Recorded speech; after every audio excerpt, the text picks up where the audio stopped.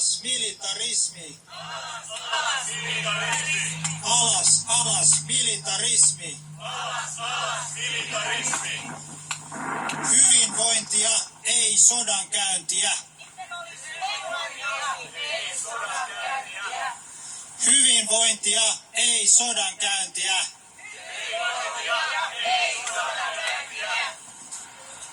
And now we have the international portion of this demonstration. We have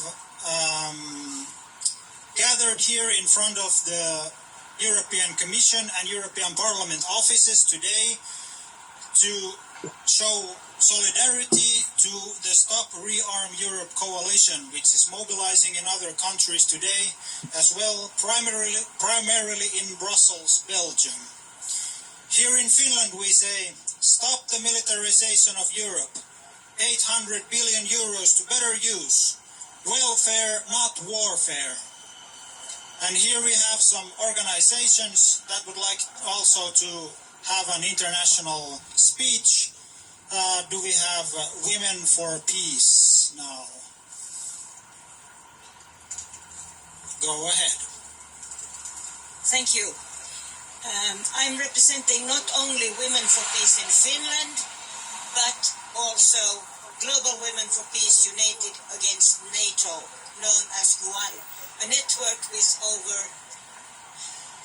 hundreds of women all over the world, at least 50 countries. So we have a broader coalition.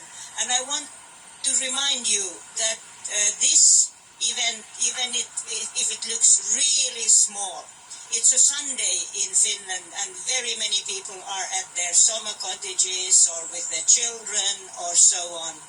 But this, since it's going to be recorded, it's going out much broader.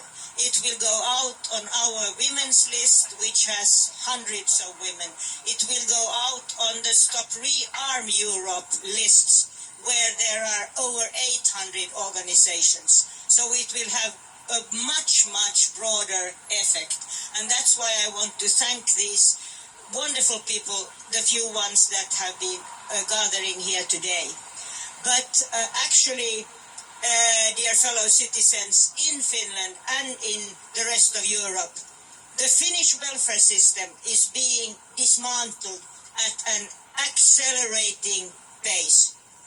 At the same time, there is hardly anyone among our elected officials or among our media who would criticize the rapidly growing military spending that does not secure, but on the contrary, threatens Finland's and the whole world's security. Finland is one of the countries that most actively promote the militarization of Europe. We are among the leading countries in achieving the NATO goal. That is 5% share of GDP for military purposes by 2035. Today we are already at almost 3%. We have supported the war in Ukraine with 4 billion euros and much more has been promised. We are acquiring 64 US F-35 fighter jets that can carry nuclear weapons. The price is 75 to 83 million euros each, plus huge maintenance costs for tens of years to come. The David slingshot and air defense system purchased from Israel cost approximately 360 million euros officially, but what it cost secretly, nobody knows. The Israeli president is a mentally ill war criminal and a mass murderer.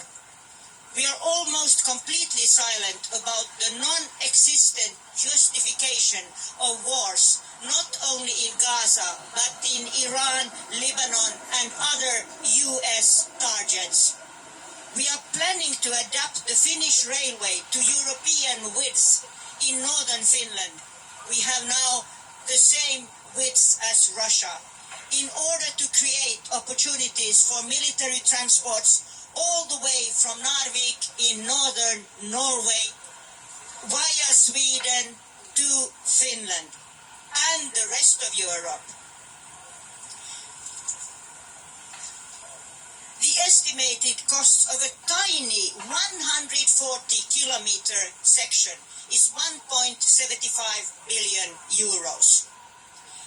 Finland is actively promoting the EU militarization, and on top of all, the Finnish parliament will soon vote in favor of a bill that opens up the possibility of placing nuclear weapons, both American and French, on Finnish soil.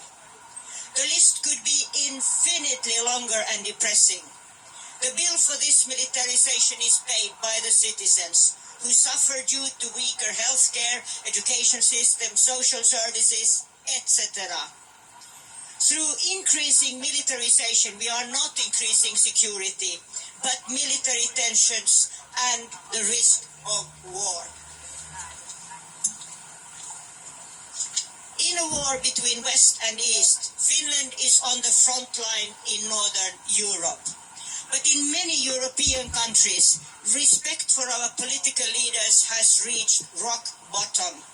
New winds have begun to blow, and we must massively increase the strength of that wind in order to replace the warmongers with political leaders, if there are such ones, who understand that the only way to security is through dialogue and cooperation.